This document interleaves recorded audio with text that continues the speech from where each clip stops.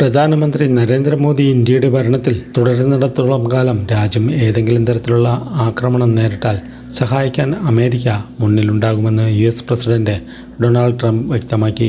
ഫ്രാൻസിലെ ഏവിയാൻ ലെ പെയിൻസിൽ നടക്കുന്ന G7 ഉച്ചകോടിയോടനുബന്ധിച്ച് ഇരു നേതാക്കളും തമ്മിൽ നടത്തിയ ഉഭയകക്ഷി ചർച്ചയിലാണ് ട്രംപ് ഈ പ്രഖ്യാപനം നടത്തിയത്.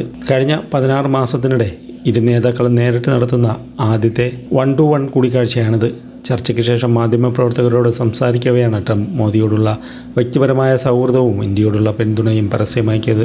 ഇന്ത്യയും യുഎസും തമ്മിൽ നിലവിൽ ഔദ്യോഗിക പ്രതിരോധ കരാറുകളൊന്നുമില്ല. എന്നാൽ ഇന്ത്യ ആക്രമിക്കപ്പെടുകയും നരേന്ദ്രമോദി രാജ്യത്തിൻ്റെ നേതാവായി തുടരുകയും ചെയ്താൽ യുഎസ് തീർച്ചയായും സഹായത്തിനെത്തും. ആ മനുഷ്യനെ, മോദിയെ ആരെങ്കിലും ആക്രമിച്ചാൽ ഞങ്ങൾ കൂടെയുണ്ടാകും. മറ്റൊരു നേതാവാണ് ഭരിക്കുന്നതെങ്കിൽ എനിക്കുറപ്പില്ല.